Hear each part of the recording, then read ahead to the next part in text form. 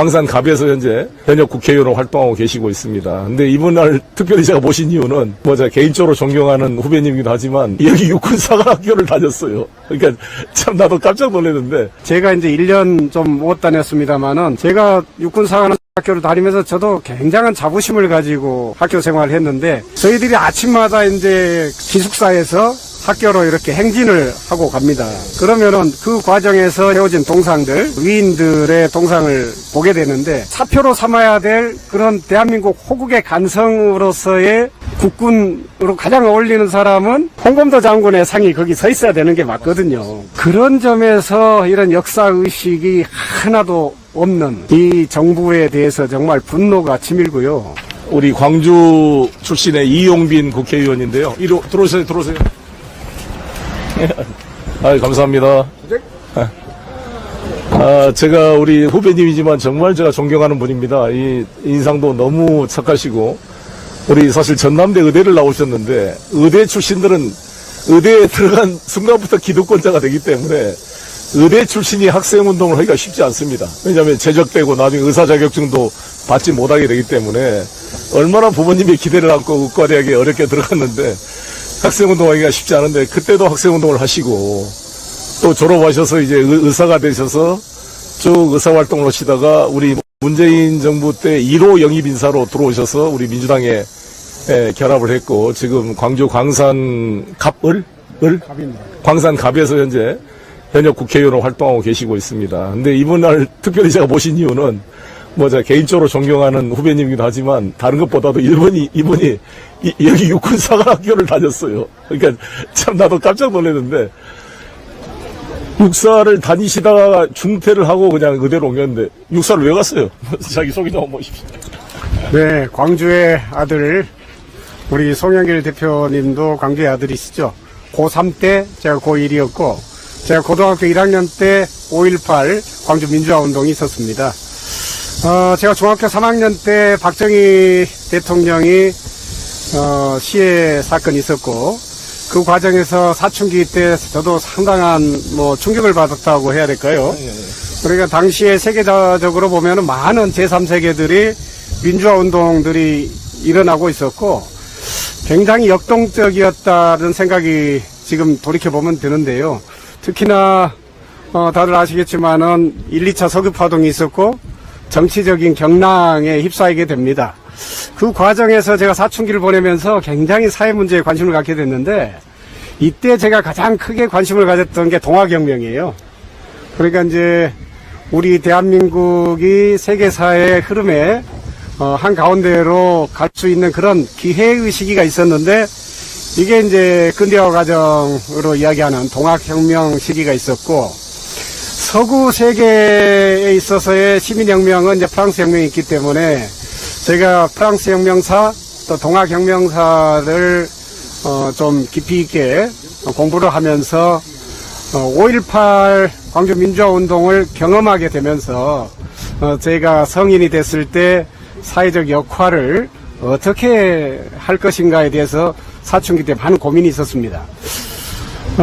특히나 동학혁명이 실패한 원인이 동학혁명을 이끌었던 전봉준, 김계남 이런 지도자들이 특히나 이제 군사 전략의 문외한이어서 동학혁명 시기에 중요한 혁명 동력을 좀 상실하지 않았나 그런 성찰을 좀 많이 했어요. 그래서 육군사관학교를 내가 진학을 해서 혁명의 주력 부대를 내가 이끌 수 있는 군사 전문가가 돼야 되겠다. 그러면서 이제 고등학교 시절을 보냈죠. 그렇게 해서 육군사관학교를 갔는데 육사 1학년 때 그러니까 83년이죠. 제가 이제 되게 학교 들어가면은 첫 일요일 날 종교 행사를 하잖아요. 종교 행사를 하는데 개신교, 천주교, 불교, 무교 이렇게 서 있는데 저 혼자 따로 서 있었어요. 교관이 거기 생돈 왜 혼자 따로 서 있는가? 그래서 제가 저는 동학입니다 이렇게 외쳤던 거죠. 그만큼 저의 이제 청소년기를 사로잡고 있었던 게 사회혁명, 또 동학혁명 이런 것들이었는데 육사 1학년 다니면서 이제 거기에 대한 좀 많은 성찰을 하게 됐습니다. 이제는 어떤 과거의 동학혁명, 프랑스 혁명과 같은 사회혁명이 기본적으로 폭력혁명에 의해서보다는 시민사회의 성찰과 자각에 의한 시민운동에 의한 그런 개혁, 이런 것들이 중요하다, 이런 생각을 하게 됐고, 특히나 군부독재가 전두환, 노태우 이런 삼엄한 그런 상황에서 친구들이 민주화운동 하는 걸 보면서, 나도 이제 사람 죽이는 군인이 아니라 사람 살리는 의사가 돼서 시민사회운동을 뛰어들어야 되겠다. 그래서 전남대의대 가서요, 입학하자마자 학생운동을 시작했어요. 그래서 제가 의과대학을 10년을 다녔는데, 그 기간 동안에 이제 학생운동을 하면서 사회 변혁 운동의 좀 중심에서 활동하려고 노력을 많이 했죠. 우리 송영길 대표님께서 평생을 함께 노력해 오셨던 그런 부분에 있어서 저도 미력 하나마 마을에서 힘을 좀 더하려고 의사로서 전문의 자격을 따게 되는 거죠. 그런 과정에서 이제 시민들의 정치 참여 운동을 쭉 해오다가 문재인 전 대표의 제안을 받아서 2016년에 국회의원 총선 출마를 하게 됩니다. 그거는 이제 정치 혁신을 위해서 민주당에 들어와 달라, 이런 것들이었고, 제가 지금 이제 벌써 정치에 뛰어든 지 8년이 돼 갑니다만은 민주당의 정치 혁신은 여전히 진행형이고, 국민들이 원하는 거는 정말 제대로 된 정치 발전, 그것을 통해서 세계사적으로 정말 대한민국이 지금의 어려운 시기를 선두에서 좀 이끌어 가달라고 하는 국민들의 염원이 있는데, 정치가 이걸 제일 뒷받침 못하고 있어서 굉장히 저도 가슴 아프게 생각합니다. 우리 송영길 대표께서 열심히 해주고 계시기 때문에 지금은 비록 좀 뒷걸음질 친 것처럼 보일지 몰라도 지금은 이재명 당대표께서 이렇게 단식을 선언하시고 또 국민 항쟁을 선언하셨는데, 저는 이제 송영길 대표께서 그 맨 선봉에 지금 서 계신다, 이렇게 생각이 되고요. 국민 여러분들께서 특히나 나라를 염려하시는 우리 애국 충정을 가진 국민들께서 이러한 점들을 잘 살피셔서 지금의 시기를 현명하게 힘있게 극복할 수 있도록 힘을 모아주시길 바랍니다.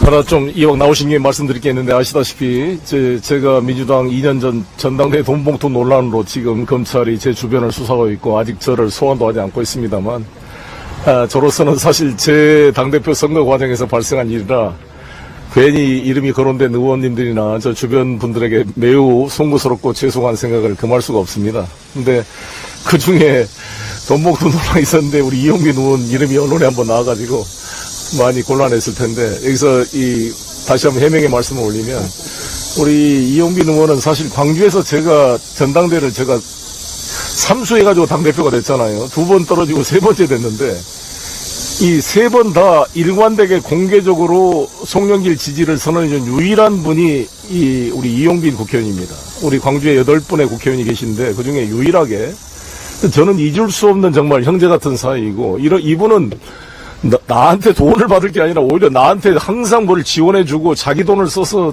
발벗고 전국을 뛰면서 저의 선거운동을 해주는 분인데, 이분이 무슨 300만원 돈봉투를 받아서 송영길 도왔다는 이런 모욕적인 이런 발언과 언론 플레이가 있어서 이용빈 의원이 지금 검찰과 관련 그 언론사를 피의사실 공표죄로 현재 고발해 놓고 있는 상태입니다. 그래서 저는 오히려 이용빈 의원한테 축하합니다, 이렇게 말씀드렸어요. 오히려 이번 계기로 확실히 한번 이런 검찰의 이런 이 정치 조작 선거에 싸우자, 이렇게 해서 또 이렇게 나와주신 거 감사드리고요. 제가 어제 대정부 질문 있었죠, 국회? 네네. 근데 나도 이 영상을 보고 깜짝 놀랐는데, 우리 한덕수 총리, 어제 어딘가? 대정부 질의가 아니고 예결위 질에서 한덕수 총리가 나오셔가지고, 내친 김에 막, 우리 의원이 기동민 의원인가요? 질문이니까, 홍범도, 함도, 이름도 바꿀 것을 검토하겠다, 이런 말은 한데, 예결위원이세요? 아닙니다. 아니구나. 저 영상 봤어요. 지금 홍범도 이 육사를, 졸업은 안 하셨지만, 육사를 한때 다니셨던 분으로서, 자기 후배들이 공부하는 육사 교정에 이 홍범도 장군을 비롯한 5명의 독립영웅 흉상을 철거한 행위에 대해서 어떤 생각인지 말씀해 주시고, 최근 총리의 그 발언에 대해서 부탁드립니다. 제가 아까 앞서서 말씀드린 것처럼 저는 이제 우리 사회가 혁명적 변화가 필요하다는 생각을 중고등학교 때 한 건데요. 그건 아마도 그 시대를 살았던 많은 우리 동시대의 청소년들이 그런 생각을 많이 했을 거라고 봅니다. 특히나 우리 송영길 대표님은 고등학교 3학년 때 5.18 당시 민주화운동 당시에 고등학교에서 집회를 주도했던 그런 분이신데 그런 뇌리에 각인되어 있는 것은 저는 역사성이 없이는 불가능하다고 생각하거든요. 홍범도 장군은 대한민국 임시정부가 1919년에 임시정부를 수립하면서 그 의정원에서 이제 규정하는 국민의 의무로서의 병역 의무를 말하자면 처음으로 자기가 내재화하면서 대한민국 군인이다 라고 선포하신 분이거든요. 이건 뭐냐면은 당시 홍범도 장군이 1896년입니까? 민비 시해 사건. 1895년. 네. 민비 시해 사건 이후로 의병 항쟁을 시작하신 분인데 특히 1904년부터 1909년 사이에 전국적으로 국민전쟁이 있었다고 할 정도로 수많은 국민들이 저 외적놈들하고 저항해서 싸우잖아요. 항일 의병이라고 이야기를 하는데 이분들이 대한제국의 고종과 함께 나라를 지키기 위해서 싸운 군인들이거든요. 실제로 국민개병제라고 하는 상황에서 보면은 현재 군에서 복무하시는 분들은 진짜 의병이다 이렇게 말할 수 있는 거 아니겠습니까? 시민들의 아들들이기 때문에 저는 그러한 의병이야말로 대한민국 국군의 어떻게 보면은 최초의 국군이었다라고 말할 수 있는 거 아니겠습니까? 그러면 홍범도 장군은 독립곤충대장. 국군의 표상이어야 되거든요. 시조죠, 시조. 그렇죠. 그런 점에서 이 홍범도 장군이 가지고 있었던 어떤 시기적으로 잠시 사실 그때 당시에는 제국주의 시대이고 어떤 국제자본에 대해서 그러한 제국주의적 그 침략을 분쇄하기 위해서 어쩔 수 없이 사회주의를 가진 나라들하고도 손을 잡아야 했고 소련과 미국이 동맹을 맺어야 했던 그런 상황이었는데 동맹까지 아니지만 연합군이었죠. 그렇죠. 연합군이었죠. 그런 상황에서 그쪽 편에 서 있어 잠깐 함께 했던 그 경력을 아니고 그냥 이름만 올려놓은 거죠, 뭐 사실. 그렇죠. 러시아에서 뭐 잠깐 그랬던 거를 가지고 뭐 공산당이었다 이렇게 표현하면서 전부로 활동한 것도 아니고 그냥. 그렇게 역사 지우기를 너무 무도하게 하는 거. 지난 정부에서는 이미 그런 어떤 업적들을 다 인정을 했는데도 불구하고 박정희 대통령 때부터 있는 홍범도 장군을 우리들의 역사에서 지우겠다고 하는 시도라고밖에 볼 수가 없거든요. 특히나 호국의 간성으로 자라야 될 육군사관학교 생도들의 제가 이제 1년 좀 못 다녔습니다만은 제가 육군사관학교를 다니면서 저도 굉장한 자부심을 가지고 학교 생활을 했는데 그거는 다른 건 아닙니다. 미래 대한민국의 통일 대한민국의 호국의 간성이 길러지는 그 육군사관학교를 다니고 있다는 것 자체가 대단한 자부심인데 저희들이 아침마다 이제 그 기숙사에서 학교로 이렇게 행진을 하고 갑니다. 그러면은 그 과정에서 이제 여러 뭐 세워진 동상들, 위인들의 동상을 보게 되는데 거기에 뭐 벤프리트 장군이라든지 또는 뭐 우리가 사표로 삼아야 될 그런 대한민국 호국의 간성으로서의 국군으로 가장 어울리는 사람은 홍범도 장군의 상이 거기 서 있어야 되는 게 맞거든요. 그런 점에서 이런 역사의식이 하나도 없는 이 정부에 대해서 정말 분노가 치밀고요. 예컨대 메가더 장군 상을 여기다 세운다. 그리고 여기에 우리 사관 생도들이 매일 아침 지나가면서 그걸 보면 우리 사관 생도들이 여기가 웨스트 포인트인가? 대한민국이 미국의 무슨 하나의 주인가? 이런 생각이 들지 않겠습니까? 우리나라 장군 세워야지. 그거는 정말 대한민국의 우리를 근본적으로 부정하는 거거든요. 홍범도 장군에 대해서 대한민국 육군사관 생도들은 정말 자세히 배워야 됩니다. 그분의 그 전술적, 전략적, 그리고 역사의식까지. 저 사실 홍범도 장군이 했던 가장 중요한 업적은 제가 볼 때, 봉오동 전투, 청산리, 이런 전투에서 승리한 것도 중요하지만, 그분의 가장 제가 중요한 업적은 왕의 나라를 시민의 나라로 건국해가는 이 과정. 그러니 이게 프랑스 혁명에 비유할 수 있는 혁명이잖아요. 체제 자체를 바꿔가는. 그러니까 이 나라의 주인공을 왕에서 시민으로 바꿔가는. 그러니까 시민이 주인인 나라가 민주공화국 아닙니까? 그러니까 임시정부를 수립하면서 그 나라의 장군이 되신 거, 군인이 되신 거고. 그렇다고 한다면 이 홍범도 장군의 가장 큰 업적은 시민의 나라를 건국하는데 가장 1등 공신이다. 저는 그렇게 이야기해야 된다고 봅니다. 맞습니다. 그런 점에서 홍범도 장군에 대한 역사적 평가 정말 제대로 다시 해야 된다고 봐요.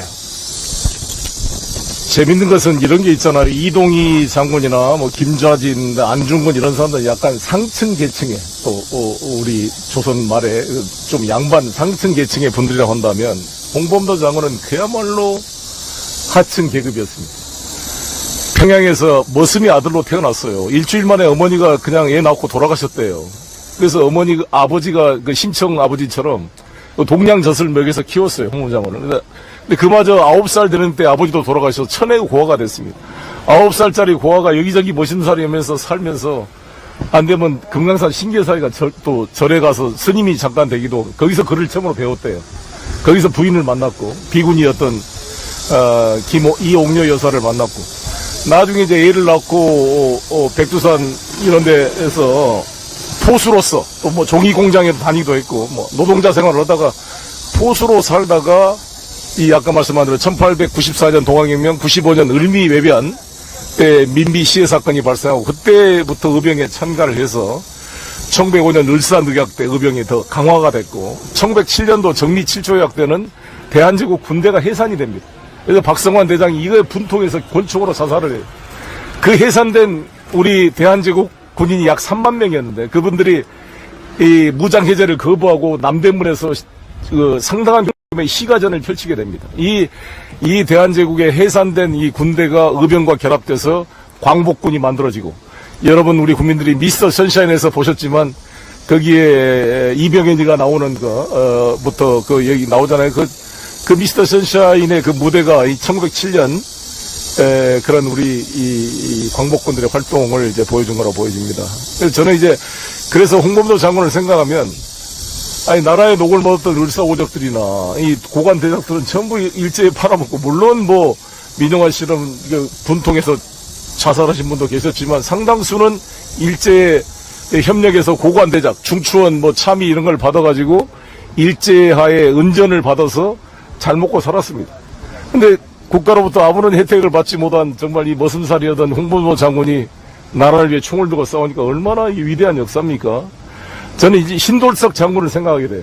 네, 양반 출신 의병장이 아닌 평민 출신 의병장 신돌석은 의병장들이 모이면은 겸상을 못했답니다. 저 도방 밑에 덕석 깔고 거기서 밥 먹어라. 자기 여기서 신돌석 같은 의병장이지만 차별됐던. 그래서 나는 우리 꼭 노무현 대통령을 생각해요. 노무현 부산상고 나와서 대학도 안 나오니까 같은 학생운동하더라도 김근태, 이부영 서울대 나온 이 잘나가는 이 운동권 엘리트들이 같이 겸상할 수가 없는 뭔가 좀 이렇게 외톨이처럼 사법연수원을 가서도 대학을 안 나오니까 연수생들 밥 먹으러 서울대 고대 애들 밥 먹으러 가는데 부산사고 출신 노무현은 누가 밥 먹자는 사람도 없었대요. 혼자 혼밥 먹을 때도 있었다는 거예요. 신돌석을 보면 노무현 대통령이 생각이 나고 홍범도 장군이 생각이 납니다. 신돌석, 홍범도, 노무현으로 이어진 이 평민 출신의 이 엘리트 양반이 아닌 이 사람이 누구보다도 조국을 위해서 열심히 싸웠던 애국 열삼인 것입니다.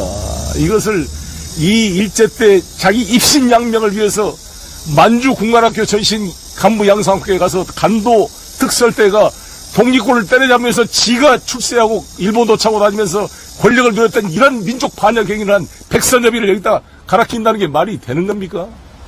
아이고 메가더도 논란이 많잖아요. 제가 인천 국회의원 때 메가더 동상 철거 논란이 있었습니다. 인천에도. 메가더가 행복이를 쓰자 그랬잖아요. 만주에다가 그때 한반도에다가. 트루만 대통령과 서로 갈등해서 트루만이 해임시킨 겁니다. 메가더를. 물론 메가대엔 찬반 양로 있어요. 저는 그러나 인천 상륙작전은 저는 아주 잘했다고 봅니다. 그럼 메가대 공헌 인정해야 된다고 봐요. 그래서 저는 그때 메가더 동상 철거를 제가 공개적으로 반대했어요. 현역 국회의원 때. 그래서 미국 하원 아태위원회에서 저한테 감사 편지, 유재건 의원하고 저한테 감사 편지를 보냈어요. 그때 노무현 정권 시절에 많은 좀 극단적인 시민단체가 메가더 철거할 때 저는 반대했던 사람입니다. 그러나 메가더가 인천 상륙작전을 했으니까 거기에 동상 있는 것은 되지만 육사까지 갖다 놀리고 뭐가 있어요? 우리 대한민국 군인이 그렇게 없습니까? 수많은 우리 애국 장성들을 놔두고 왜 남의 나라 군대 장성을 갖다 놓으려고 그래요? 그런 비자주적인 태도가 어디가 있습니까? 그럼 앞으로 육사 출신 장교들이 맨날 주한미군에 따까리 나는 그런 군대를 만들려고 그래요? 이게 노무현 대통령의 표효가 생각이 나요. 그동안 장성들 뭐 했어? 우리나라 장성이 400명이 넘습니다, 군대들이. 나 사단장이요. 육군대장에 거들먹거리면서 자기 나라 작전권도 갖지 못하는 이런 군대를 만들어 놓고 내 장군이요 잘하고 돌아다녔단 말입니까?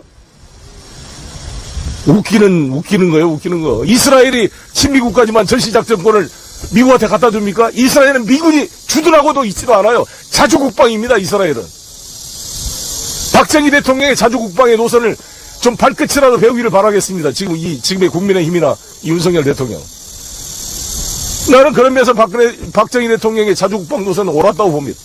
그래서 백곰 프로젝트를 만들어서 지금 현무 1, 2, 3, 4 우리가 세계 최강의 미사일 선진국을 만든 토대가 바로 미국의 반대를 무릅쓰고 박정희 대통령이 백곰 프로젝트로 자주국방 노선을 했기 때문에 그나마 우리나라의 군수산업의 토대가 만들어지고 자주국방의 그런 여력이 만들어졌던 건데 이 뒤가서 다 배려놓고 있는 거죠 지금. 아예 이 윤석열은 미국에 종속된 걸 넘어서 아예 그냥 일본에다 갖다 바치려고 완전히 이게 잘못하면 이게 일본 육사가 될 것 같고 그러니까 캠프 데이비드에서 뭘 협상을 오는지 모르지만은 한일 간의 군사협력에 장애가 되는 요소는 다 제거해라 이렇게 밀명을 받고 왔습니까? 왜 홍범도 장군을 철거하려고 이 난리를 치냐고 이 웃긴 사람들이. 그 제정신인가 이게 정말 어이가 없고 그런데 나는 이 총리님 한덕수 총리는 사실 저하고도 친했습니다. 아시다시피 우리 노무현 대통령 때도 총리를 했죠. 그렇죠. 노무현 대통령 때 총리했잖아요. 예. 나 MB 대통령 때 주미대사를 또 했어요. 그런데 또 어떻게 윤석열 대통령한테 또 총리를 낸 거야. 이 양반은 일본이 지배하더라도 일본 가서 또 총리할 사람 같아요. 그러니까 조선노동당이 지배하면 거기 가서 또 부수상 할 것 같고, 아무튼, 권력만 있으면 그냥 가서 할 수 있는 대단한 뛰어난 능력을 가진 분인데, 그러나 나는 총리 인준을 동의를 해줬어요. 그때 제가 한덕수 총리하고 통화하면서, 총리님, 다른 사람이 와도 이 맨 검사 출신이 총리한 것보다 그나마 당신이 낫다고 보기 때문에 나도 동의를 하는데, 이 윤석열 정권이 택도 아닌 짓을 하면 사표 내고 나오시오. 이제 총리도 오셨고 할 것 다 했는데 부족한 게 있다고 거기 하루 더 총리하면 뭐 한다고. 나는 한덕수 총리가 이 홍범도 장관이 이걸 비하로 아닙니다 하고 딱 사표 내고 나올 타임이라고 보는데 그러기는커녕 오히려 홍범도 함도 이름을 바꿀 걸 검토했나 이런 말을 하고 듣고 아이고 안타깝습니다. 총리님, 한덕수 총리님 정말 뭘 그렇게까지 살려 그래요. 에? 그렇게 고관 대접 줬습니까? 여기다 한번 좀 부탁합니다. 너무 안타까워. 네. 저는 지금 이제 우리 국민들께 또 정치인들한테 가장 요구되는 것 중에 하나가 역사관이거든요. 역사관 혹은 역사의식 이렇게 표현할 수가 있는데 사실 아까도 제가 이제 말씀드렸지만은 대한민국이라고 하는 나라 자체 이 명칭에도 다 들어있잖아요. 국민의 나라입니다. 국민이라는 표현이 좀 그러면 시민들의 나라인 거예요. 이 시민 속에는 좌도 있고 우도 있고 다양한 이념이 존재할 수 있는 그런 나라입니다. 그러나 여기에 있어서는 안 되는 게 있어요. 나라를 부정하는 놈들. 친일파가 거기 들어있으면 안 되잖아요. 그렇죠. 그러니까 우리가 지금 역사의식을 가지고 청산해야 될 것은 이 우리나라의 국채를 부정하는 놈들. 과거에 우리의 역사 속에서 우리나라를 집어삼키려고 했던 놈들, 편에 섰던 사람들, 그리고 우리 백성들을 도륙했던 놈들 잊어버리면 안 됩니다. 그 사람이 공산주의였다, 사회주의자였다, 이런 그것을 중요한 게 아니고요. 대한민국이 제대로 번영의 길로 가려면 좌우가 두 개의 균형 있는 날개가 필요한 거예요. 그러나 여기에 절대 있어서는 안 되는 거는 이 대한민국의 국채를 부정했던 놈들, 우리 편이 아니라 다른 나라 편인 놈들은 없애고 가야죠. 이것이 정말 중요한데 지금 우리 국민을 호도하고 있는 게 이념 논쟁으로 이걸 끌고 가가지고 우는 되고 좌는 안 된다, 뭐 뉴라이트다, 이런 이야기 하고 있는데 전부 호도하는 겁니다. 친일 사관으로 대한민국의 미래를 만들 수는 없어요. 이제 우리가 그동안에 한 100여 년 역사를 억압당하고 이 역사를 기억해서 강제로 지워지었던 부분들이 많습니다. 이런 부분 중에 하나가 이 홍범도 장군의 행적이거든요. 이 홍범도 장군의 역사적인 행적을 제가 어제 참 전문가한테 자세히 들었는데요. 그 범도라고 하는 소설책이 있습니다. 홍범도 장군을 주인공으로 하는 굉장히 두꺼운 2권의 책인데, 이 방현석이라고 하는 소설가가 어제 나와서 직접 이제 그런 이야기들을 쭉 해주셨는데, 이런 이 홍범도 장군과 같은 분, 저는 홍범도 장군이 이념적으로 경도되어 있다고 보진 않아요. 좌도 우도 아니었을 거라고 봅니다. 오직 하나, 시민들이 주인이 되는 나라를 만들겠다고 하는 그런 일념, 그러니까 대한민국을 제대로 건설하겠다는 일념 하나로 일본 놈들과 싸운 사람이거든요. 저희가 그런 역사를 다시 복원하고, 그리고 아까 앞서서 말씀드린 것처럼 갑신외란이라고 그러죠. 갑진외란. 그러니까 1904년에서 1907년 사이에 무수하게 죽어갔던 항쟁했던 우리 국민들, 그 역사를 우리가 다시 복원해야 됩니다. 그래야만 대한민국이 제대로 다시 설 수가 있는 거예요. 저는 이 바닥에 동학혁명을 일으켰던 당시에 조선의 민초들이 있다고 보는데, 그 조선의 민초들은 정말 민주공화국으로 발전시킬 수 있는 그런 대단히 풍부한 인문학적인 성찰을 가지고 있었고, 그랬기 때문에 우리 홍범도 장군도 포수였지만, 정말 가난한 백성이었지만 나라를 구하겠다고 일어서신 거거든요. 그게 뭐냐면 사람을 하늘로 대하겠다는 동학혁명의 그런 정신이 우리 조선의 민초들에게는 가득했었습니다. 이 토양 위에 대한민국을 세운 거예요. 저는 이제 지금 와서 우리가 참 무도한 정부를 향해서 이야기할 수 있는 거는, 온 국민이 정말 제대로 된 시민의 나라를 만들도록 국민 행동에 나서야 될 때고, 국민 저항에 나서야 될 때다라고 생각합니다. 제2의 홍범도, 제3의 홍범도가 나타나야 됩니다. 그래서 우리 이용민 의원님 오셨으니까 또 질문 한번 드리겠습니다. 지금 우리 민주당이 169석의 과반수 정당을 가지고 있는데, 우리나라의 헌정사에 이게 단독으로 압도적 과반수를 가진 건 처음입니다. 열린우리당 시절에 잠깐 과반수가 넘었습니다만, 그때 천정배 원내대표 시절에. 그러나 뭐 선거법 위반 의원직을 상실하고 거의 아주 불안한 150 몇 석의 과반수였지, 이렇게 169석이라는 압도적 과반수는 아마 단독으로 처음 있는 일이에요. 그런데 도대체 왜 이렇게 못하느냐에 대한 불만이 많거든요. 그러니까 당장 제가 일관되게 떠들었던 이 헌법과 법률 위반한 검사들 탄핵 소추부터 해라. 왜 국회가 가진 권한을 행사하지 않고, 뭐 단식 투쟁이나 이것도 좋은데 국회가 가지고 있는 이것도 하면서 병행을 해야지. 왜 주어진 권력을 활용하지 못하면서 다른 데를 돌고 있는가. 지금 국민적 투쟁을 선언했으면 우리 국민들은 이렇게, 저는 뭐 현역 의원이 아니니까 이렇게 싸울 테니까, 현역 의원들은 자기가 가지고 있는 헌법적 권한을 활용해서 싸워달라. 국정감사하고 특검법 통과시키고 탄핵 소추하고 해라. 그래서 김영민 의원이 지금 이제 탄핵 소추를 한 60명 서명했는데, 어제 김영민 의원 잠깐 만났더니 늘지를 않는다 그래요, 숫자가. 그래서 저는 곧 있으면 이걸 다 공개를 시켜야 되나 하는 생각인데, 아무튼 우리 이용민 의원님은 당연히 서명하셨죠? 그럼요. 이제 추가로 좀 김영민 혼자 맡기지 말고 설득 작업 좀 부탁드립니다. 글쎄, 이제 저는 초선 의원으로서 이 탄핵을 주장하는 것이 어떻게 해서 정치의 발목을, 그러니까 민주당의 발목을 잡게 되는 것을 이렇게 주장하시는 의원님들의 설명을 이해를 잘 못하겠더라고요. 어쨌든 저는 국회의원은 자기 지역구 유권자들의 의지를 대변해 주는 것이 국회의원이라는 생각을 하고 있고요. 그래서 제가 저희 지역구 우리 유권자들, 특히 우리 당원들께서 이용빈 의원 뭐 하고 있냐, 좀 싸워라 하는 그러한 바람을 제가 이제 적극적으로 대변을 하고 있는 것이고요. 많은 국회의원들이 이제 저하고 비슷한 생각을 하실 겁니다. 그런 과정에 울분을 참지 못하고 계시는 분들도 많이 계시고요. 또 다음 총선이 있어서 이 총선을 반드시 승리로 이끌어야 된다라고 하는 당위성이 있고, 그 당위성을 뒷받침하는 논리가 이제 있을 텐데, 그 논리 안에 이게 이제 저는 검사 탄핵 반드시 해야 총선에 승리할 수 있다, 저는 이렇게 생각하는데, 그것을 거꾸로 생각하시는 분들도 좀 있는 모양이죠. 그런 점들이 제가 참 설명이 어려운 그런 부분인 것 같습니다. 1대1로 만나서 설득 작업을 다 같이 해야지 김용민은 혼자 하기는 역부족인 것 같아요. 네네. 식사 좀 하시면서.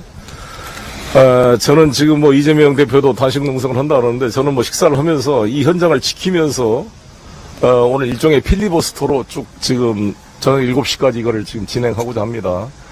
먼저 김종대 전 의원이 오셨고, 또 김병주 의원이 오셨고, 지금 이제 이용민 의원이 오셔서 이야기를 하고 있는데, 그 이후에는 제가 존경하는 그 황태현 교수님을 모셔서 이 독립운동사에 대한 이 강연을 한번 제대로 들어볼 계획을 가지고 있습니다. 저도 좀 들어봐야 돼요. 황태현 교수님 대단하시네요. 정말 대단한 분입니다. 예. 먼저 빨리 드시오. 먹고 나면 또 되는데, 이 마이크를 바꿔야 되니까. 예. 그래서, 이 존경하는 우리 한덕수 총님을 비롯해서 공무원 여러분, 정말 권불 10년도 아니고 권불 5년 화무 11홍입니다. 군주 민수란 말도 있잖아요. 백성은 물이고 왕은 배인데, 물을 환하게 만든 물이 그냥 파도가 치면 배가 뒤집어집니다. 어떻게 이 정치를 아마 윤석열 대통령 안 해보고 계속 일종의 검사로서의 권력만 누리다가 거의 정치에 입문한 지 1년 만에 그냥 갑자기 대통령이 되다 보니까 이 지금 정치가 뭔지 잘 모르는 것 같아요. 칼 들고 휘둘면서 막 즐거워서 막 그 김건희 여사랑 막 그 국가 세금 쓰고 막 비행기 타고 다니고 대접받으니까 막 즐겁습니까? 재밌습니까? 막 가서 막 명품 쇼핑도 하고 막 아메리칸 파이 노래도 부르고 막 바이든이 막 어깨동무 해주니까 즐겁습니까? 정말 걱정돼 정말. 하고 오면서요. 택시 기사님이 뭐라고 하시냐면은, 아니 우리 지난 정부 때 권력을 갖고 있을 때 이거 총칼을 가지고 있을 때 좀 휘둘러서 제대로 좀 하지, 왜 우리는 못했냐고 저한테 혼을 내시더라고요. 그래요. 뭐 그거는 그래서 저희들이 지금 이렇게 고생을 하고 있는 것이고, 뭐 항상 말할 때마다 결론은 왜 그런 거냐가 간데, 뭐 그건 그거고, 하여튼 그것은 저희들이 반성할 문제고, 그렇더라도 지금의 이러한 이 무도한 정권을 방치할 수 있는 문제가 아니기 때문에 저희가 이렇게 진지하게 고민을 하고 있는 것입니다. 정말 저는 학생운동을 막 했던 것도 사실 저희들이 그 일제하에 그러한 여러 가지 그 탄압했던 일제의 잔재가 아직도 청산되고 있지 않는 것에 대한 문제의식이 컸거든요. 근데, 정말 뭐 어디서부터 해야지. 제가 이번에 프랑스 가서도 이번 드골 재단을 이제 가서 드골 재단 이사장을 만나고 왔는데, 제가 꼴롱베라는 데가 있어요. 드골 대통령이 묻혀있는 곳. 그 꼴롱베까지 제가 다녀왔습니다. 그리고 프랑스 외무성에서 저를 초청해가지고, 한번 거기 담당 아시아 국장, 그 실무 간부들하고 한번 저하고 이렇게 난상 토론을 한번 한 적이 있었는데, 제가 이런 표현을 썼습니다.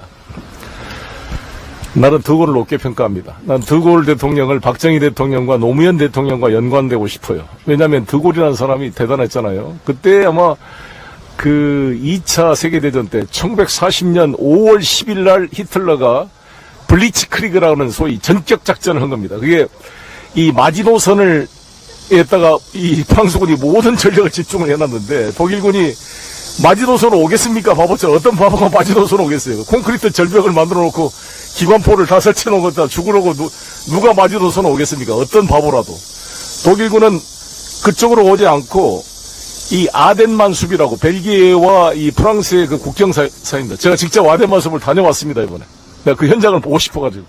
거기를 한번 싹 돌아오고 왔는데, 그 아덴만수보로 이 기갑부대가 전격 작전으로 들어와서 불과 6주 만에 프랑스를 함락시킵니다. 파리에 총 한 번 쏘지 않고 파리에 다 도망가고 그래가지고 6주 만에 2차 대전 때는 1차 세계대전 때는 1914년부터 18년까지 4년 동안 2천만 명이 죽으면서 그 소위 말한 그 전투 베르당 전투인가요? 그쪽에 뭐 솜지구 이런 데서 무지무지하게 돈 1km 전진하는데 막 몇만 명이 죽는 이런 소모전을 거쳤는데 히틀러는 불과 6주 만에 5월 10일 날 공격을 시작했는데 6월 22일 날 항복합니다. 6월 22일 날.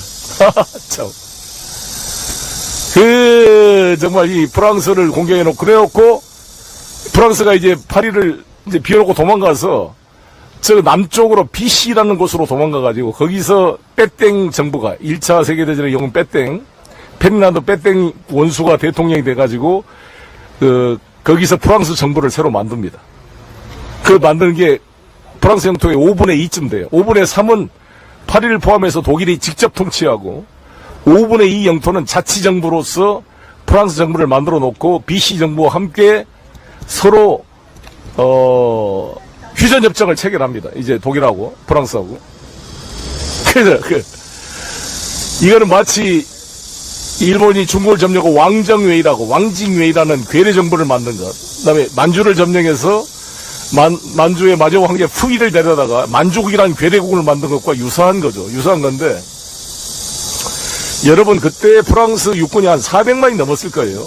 우리나라가 육군이 한 60만 대군인데 장성이 한 400명 되죠. 400명? 400명쯤 되는데 프랑스 육군이 한 400만 명이 넘었으면 장성이 한 1000명은 됐을 거 아닙니까? 그 1000명 중에 이 드골 장군은 원스타에 불과했어. 원스타. 그러면 정말 4스타, 3스타 수많은 별들이 즐비했을 텐데 이 원스타짜리가 항복을 거부하고 유일하게 비행기 타고 영국 도버앱을 넘어가서 처치를 만나가지고 자유 프랑스를 만들어서 BBC 방송에서 우리는 항복하지 않습니다. 끝까지 싸우겠다고 BBC 방송을 시작을 했습니다. 정말 위대한 일인데 내가 프랑스 외무성 그 국장한테 그랬어요. 여러분 드골이 만약에 없었다면 프랑스들은 전범 국가다. 전범 국가. 아니 이 빼땡 정부가 완전히 친독 괴뢰 정부로 자발적으로 자기들이 유태인들 잡아다 갖다 바쳤어요.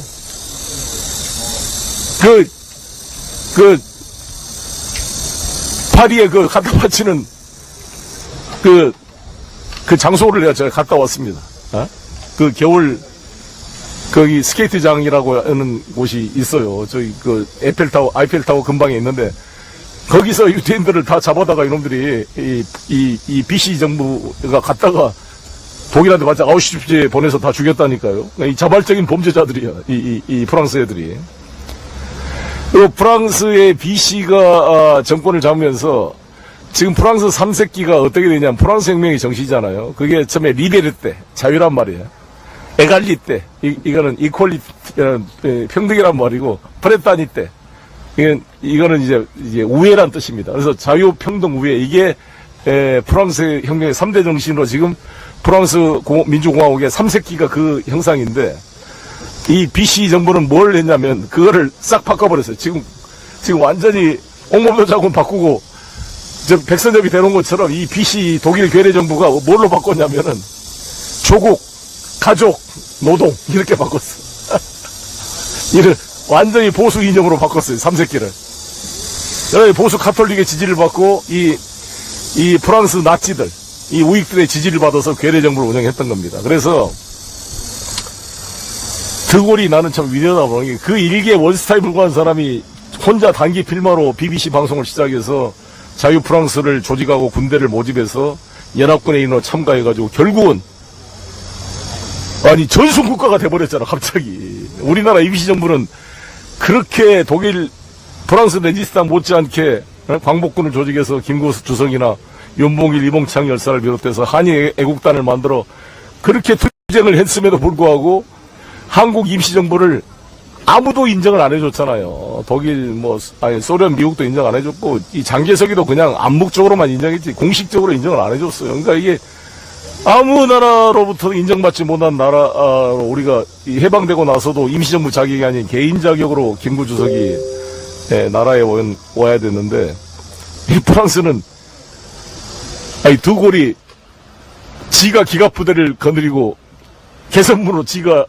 독일군을 해방시키고 파리 해방전으로 들어옵니다. 나 그 사진 하나가 프랑스의 운명을 좌우했다고 봐요. 딱 키가 1m 90이 넘는 드골이 저격될 수 있다는 위험을 감수, 실제로 저격 시도가 있었어요. 우익들한테. 근데 뭐 그걸 자고 딱, 거기에 왔던 그 기갑부대 장군이 르클레르크 장군인데, 그분도 대단한 분이야.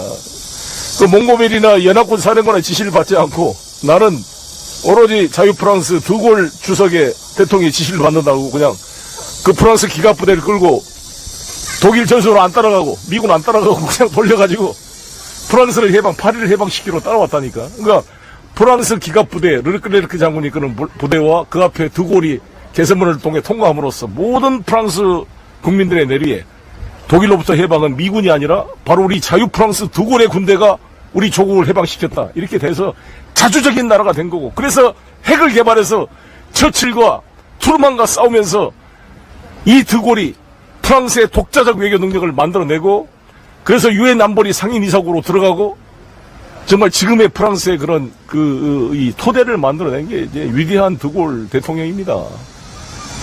나는 박정희 노무현 대통령과 유사한 면이 있다. 노무현 재단과도 교류하자고 내가 지금 드골 재단 이사장이 옛날 국회의원 출신이에요. 그래서 저하고 많은 대화를 나눴는데, 나중에 제가 정치적으로 완전히 복권되면 그거 한번 연결시켜보려고 합니다. 박정희 재단, 우리 노무현 재단과 이 드골 재단을 한번 연결시켜서 같은 공동 세미나도 해보고, 이 자주국방의 이념, 이 뭔지를 한번, 한번 조망해서, 제가 존경하는 우리 송유진 사단장이 항상 프랑스 국방개혁을 공부해야 됩니다. 그런데 내가 이걸 공부를 해서, 해볼 생각이고요. 좀 더 이야기, 나 밥 좀 먹을게. 네. 저희 지역에 이제 광주 고려인 마을이라고 있어요. 네, 고려인 그러면 I am Korean 하니까 사실 고려인 그러면 대한민국 사람이라는 뜻입니다. 근데 그분들을 칭하는 게 이제 고려인 마을 이렇게 하고 있는데, 홍범도 장군과 함께 하신 분들의 후손이다, 이제 이렇게 보면 되는 거 아니겠습니까? 제가 이제 최근에 이 홍범도 장군의 유해가 대한민국으로 이렇게 봉안되면서 광주 고려인 마을에 홍범도 장군의 흉상을 건립을 했어요. 제가 제안을 드리고 마을 분들이 동의해서 십시일반 마을 주민들의 힘으로 마을의 조그마한 근린공원에 홍범도 흉상을 세우고, 우리 아이들이 그 홍범도 장군이 어떤 분이라는 것을 기억할 수 있도록 그렇게 한 거죠. 저는 사실 아까도 이제 말씀드렸지만은 5.18 광주 정신이 어디에서 왔을까라는 생각들을 많이 해보지만, 그 역사적 기원은 결국은 공동체를 지키고자 하는 힘이거든요. 근데 과거에 보면은 우리 공동체를 위협했던 것들이 무엇이었을까 이렇게 되돌아봅니다. 그러면은 결국은 조선이라고 하는 중앙 집권체제 하에서의 수탈 지배 계급이 마을의 공동체를 위협할 때가 많았습니다. 그러니까 왕과 그 왕이 파견하는 관리들이 공동체에 큰 위협이 될 때가 많았죠. 거기에 대항해서 일어난 사람들이 밀란을 일으킨 거거든요. 사실 18세기 말에 이 조선 땅에는 엄청나게 많은 밀란이 일어납니다. 이 밀란을 일으킨 사람들의 한결같은 소망이 뭐냐면은 우리가 주인이 되는 나라를 만들고 싶다, 이런 거 아니겠습니까? 결국 이제 그런 분들의 소망이 모여서 동학혁명으로 이어지고, 이 동학혁명에 함께 했던 우리 선열들의 어떤 역사적 항쟁들을 기억으로 전승해서 그것들이 결국은 대한민국의 지금의 민주주의를 만들어내지 않았나, 저는 그렇게 보고 있습니다. 그래서 홍범도 장군과 함께 했던 그분들의 그분들의 역사, 이것을 제대로 기억하는 것이 대한민국의 미래로 가는 가장 중요한 토대가 된다, 이렇게 보고 있어서, 특히나 우리 아이들이 이걸 잘 모를 수가 있기 때문에 마을에 홍범도 장군의 흉상을 세우고 또 홍범도 장군이 아니라면은 자기 지역에서 의병으로서 대한민국을 만드는 데 헌신했던 분들의 동상을 세워서 그분들의 업적 그리고 그분들과 함께 했던 역사적 희생, 헌신을 기억하는 나라가 돼야 된다. 그렇게 생각을 하고요. 네, 그러한 역사가 결국은 광주 5.18 민주화 항쟁으로 이어졌고 결국은 촛불 항쟁으로 이어졌다. 이렇게 보는데 지금 이 순간에 이제 그런 역사, 결국 민주주의의 역사를 거꾸로 되돌리려고 하는 사람이 나타난 거 아니겠습니까? 저는 이것을 좌와 우로 볼 수 있는 게 아니다라고 생각하고요. 민주주의는 좌도 우도 아닙니다. 그러니까 민주주의를 제대로 세우는 것이 공동체를 지키는 거라면은 지금은 이 민주주의의 적인 독재, 검찰 독재, 이 검사들의 횡포 이런 것들을 저희가 응징해야 되거든요. 그 어떤 방식으로 응징할 것인가 하는 거는 앞서 말씀하신 것처럼 뭐 검찰, 특히 검사를 탄핵하는 문제부터 시작해서 이 검사들의 기소권을 가지고 정당 활동을 탄압하고자 하는, 억압하는 이런 행위들 막아내야 된다. 그렇게 생각합니다. 그것이 지금은 우리 민주주의 사회로 다시 되돌리는 것이다 라고 생각하고 있거든요. 여기에 온 국민들이 지금 함께 해야 될 때다라고 보고 있습니다. 대한민국은 지난 정부에서 이제 막 선진국으로 진입하는 정말 코로나 위기, 경제 위기를 딛고 정말 늠름하게 K-한류 문화를 전 세계에 확산시키면서 세계인으로부터 부러움과 존경을 받았습니다. 지금 정부에서 이제 우리가 눈 떠보니까 후진국이다 이런 비아냥을 들을 정도로 심각한 상황 아닙니까? 결국은 민주주의가 번영을 위한 정치 체제다라고 보면 지금 우리의 번영을 가로막고 있는 거는 이 검찰 독재 그리고 검찰총장 출신 대통령이거든요. 세상에 대통령이 국민의 가장 큰 리스크가 돼야 되겠습니까? 이 상황 빨리 되돌려 놔야 된다고 생각하고요. 그런 점에서 이제 국회의원으로서 저도 현재는 임기가 많이 남진 않았습니다만 여러분들께서 저에게 주신 국회의원이라고 하는 직분 속에서 최대한 노력을 해야 되겠다. 그렇게 생각하고 있습니다. 감사합니다. 우리가 이순신 장군의 필사즉생이란 말이 여전히 참 의미가 있는 것 같습니다. 여러 번 임진왜란 일어났을 때 명나라 군대가 우리나라에 파병돼서 도움을 줬습니다만 우리 조선의 이순신 장군과 권율 장군, 김시민, 그리고 많은 곽재우, 김덕령 같은 의병장들의 투쟁이 없이는 어떻게 이게 가능했겠습니까? 명나라 군대가 우리를 돕긴 했지만 그들의 행패도 만만치 않았습니다. 명나라의 만약에 명나라 진린 제독이 와서 우리 이순신 장군과 같이 연합작전을 했잖아요. 만약에 명나라의 진린 제독이 우리 명나라 조명 그 연합수군을 통제를 했다 그런다면 그 이길 수가 있었겠어요? 이순신 장군이 독자적인 작전권을 가지고 이순신 장군이 하기진을 피고 했기 때문에 승리했지. 아니 진린인 고니슈키나가가 진린한테 황금을 보내가지고 회유를 하고 작전을 해서 지 도망가려고 막 했던 거 아닙니까? 그런 것에 이순신은 흔들리지 않았잖아요. 정말 이순신이 이 삼도수군 통제사, 난 선조가 무능했지만 잘한 게 하나 있다면 삼도수군 통제사를 만들었고 초대 통제사로 이순신을 임명한 것은 그거 하나 잘한 거라고 봅니다. 뭐 유성룡이 첨가했던 누가 했던 간에 그런 독자적인 자기 작전권이 있어야 되는 거죠. 우리나라 전시작전권 회수해야 됩니다, 이게. 아니, 조그마한 작전, 예를 들어서 이번에 박정훈, 우리 최수근 상병처럼 조그마한 것도 하나의 작전이잖아요. 다 군에 계셨으니까. 그게 민간인을 구조하는 조그만 작전도 제대로 기획을 못 해가지고 최수근 상병을 사망시키는 이런 작전 참모들. 병력이 이동하고 다 이게 하나의 작전인데 이거를 자주적으로 해본 사람과 미군이 다 해준 대로 미군이 정보자산을 다 독점해가지고 모든 정보 판단하고 우리는 그냥 따라만 다니는 이런 것으로 훈련된 군대가 무슨 나중에 이 군사력을 가지고 조국의 주권을 지킬 수가 있겠습니까? 미군 없으면 아무것도 못하는 그냥 수동적 존재로 전락하는 거 아닙니까?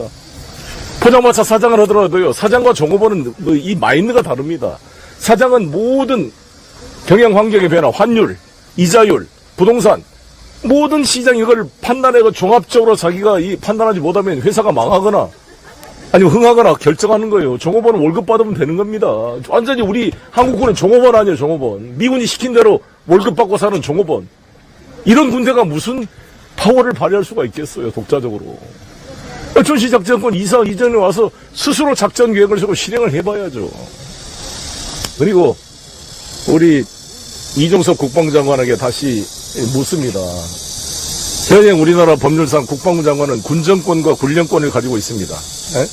군령권이라는 것은 작전 지휘를 하는 군사적 작전 지휘관이라는 걸 의미하는 것이고, 군정권이라는 것은 이런 이 국군의 행정권의 최고 책임자를 의미하는 거 아닙니까? 그러면 자기가 박정훈 대령 수사 결과를 사인해가지고 이첩이라고 사인해놓고 나중에 조금 생각해보니까 잘못했다. 이게 엄중한 군령권을 행사하는 이 군사 지휘관으로서 있을 수 있는 일입니까?